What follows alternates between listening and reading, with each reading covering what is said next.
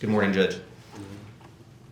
On July 12th, 2024, Kevin Ellis shot dead Matthew Restelli. The state alleges that Kevin Ellis, Tracy Grist, and Catherine Restelli conspired to murder Matt, who was Catherine's husband. In broad strokes, the state's allegation is that Catherine and Tracy worked together to lure Matt into driving to Utah and to entering Tracy's home where Kevin was waiting armed with a handgun. Almost immediately after Matthew arrived, Kevin shot and killed him. Matthew was unarmed.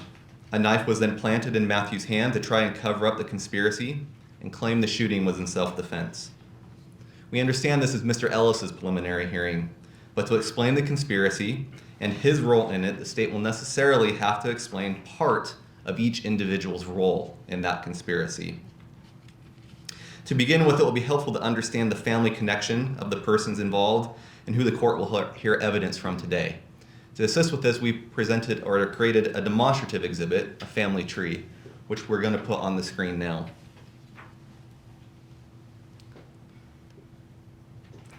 Your Honor can see Matthew Restelli on the screen. You can see a line connecting him to Catherine Restelli, who was his wife. Matthew's mother is Diane, and his brother is Mark. Matthew and Catherine had two minor children, a female child who at the time of the death was age 6, and a male child who at the time of the death was age 3. Catherine's mother is Tracy Grist. Tracy Grist had 7 children: Tara Lynn Fisher, Catherine, Kevin Ellis, Tim Ellis, Rachel Jorgensen, Jacob Trujillo, Aurora France. The court will receive an 11:02 today from Diane. It will hear testimony from Rachel. Other evidence will come in through text messages and phone calls from some of these other persons. Your Honor, at this point, I will now give a brief, roughly 5 to 6 minute overview of the state's evidence that will be presented today, as we present our theory that Matthew was ambushed and murdered by some of his in-laws. During the spring and summer months of 2024, Matthew and Kate had a strained relationship. They lived in California at that time. Kate viewed this as a loveless marriage, one from which her options to leave on terms she wanted were severely limited. The fractured relationship led Kate to having affairs and ultimately separating from Matthew on June 20th, 2024. She took their 2 young children to live at her mother's house in American Fork.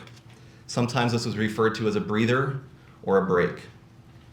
The evidence will show that after Kate came to Utah, Kate and her family learned how hard it would be for her to separate from Matthew in a divorce and get everything she wanted.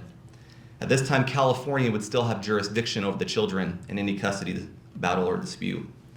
As Kate put it to a friend, honestly, I'm expletive.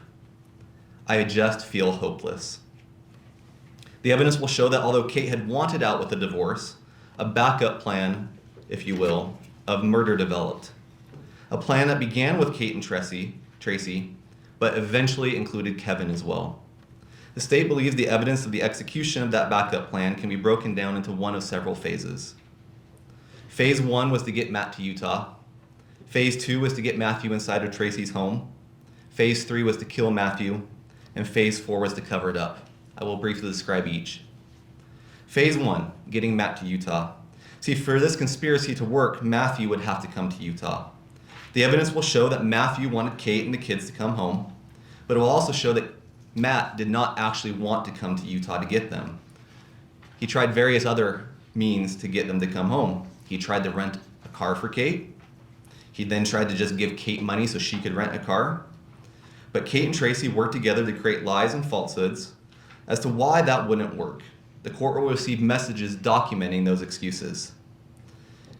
Kate continually and consistently worked to convince Matt to come to Utah, and not only that, to drive to Utah.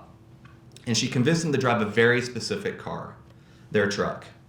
You will hear a phone call between Matt and Kate where he talked about borrowing a car, but Kate was insistent he had to bring the truck. The question is why? Because an Apple AirTag had been placed inside that truck, buried in a bin of trash. An AirTag that Matt did not know about.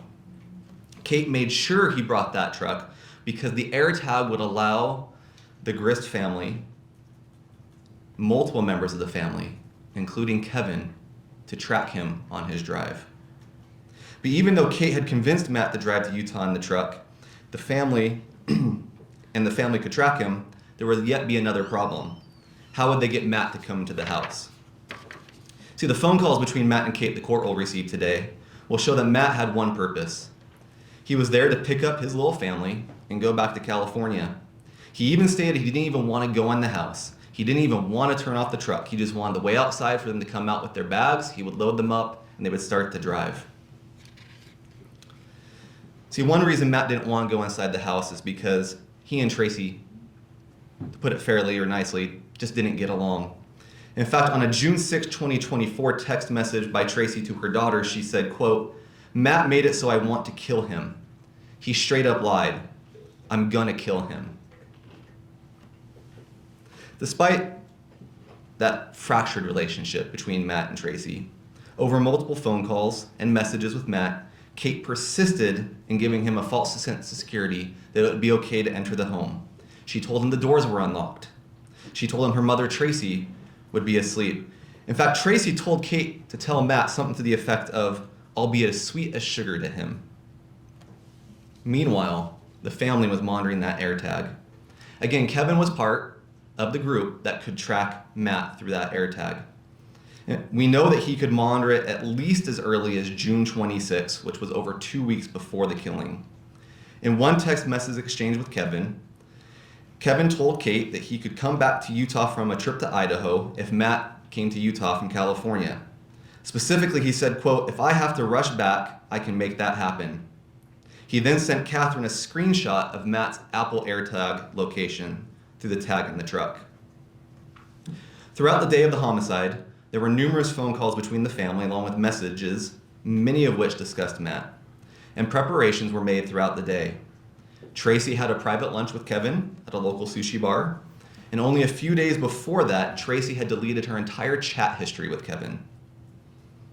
The youngest daughter who lived in the home was sent away for the night. Together, the family monitored Matt while Kate worked to get Matt to come into the home.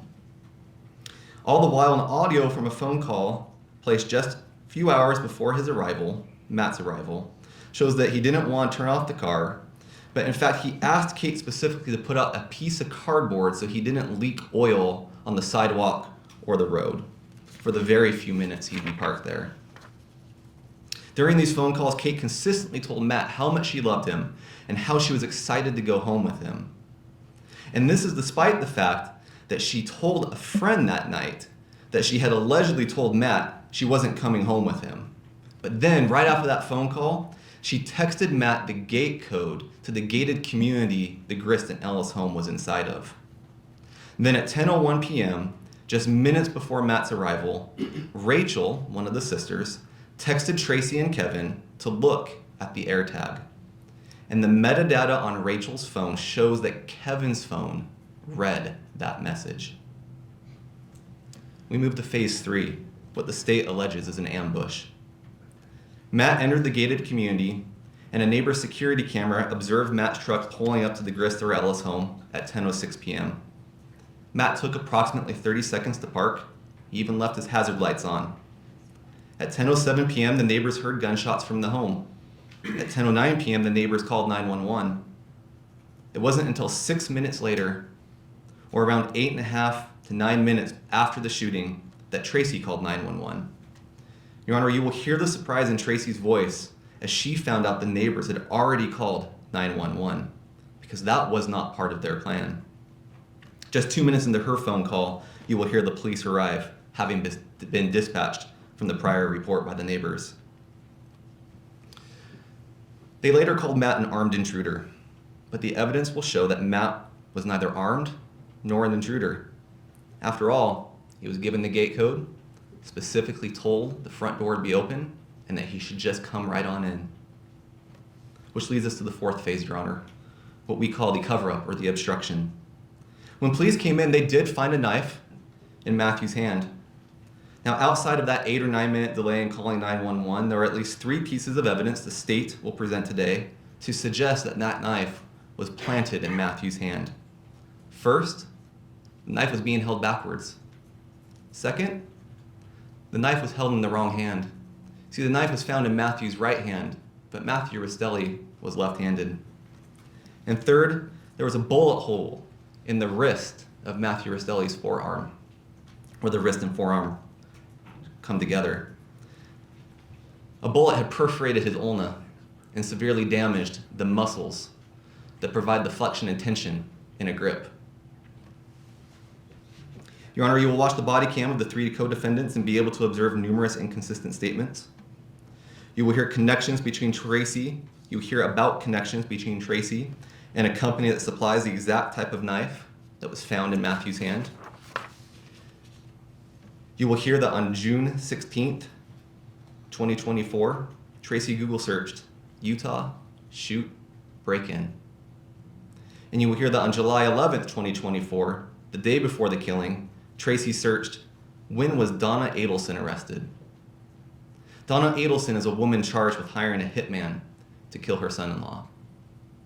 Your Honor, the evidence today will show that the person Tracy conspired with to kill her son-in-law, Matt, was not a hitman, but her own son, Kevin. Thank you.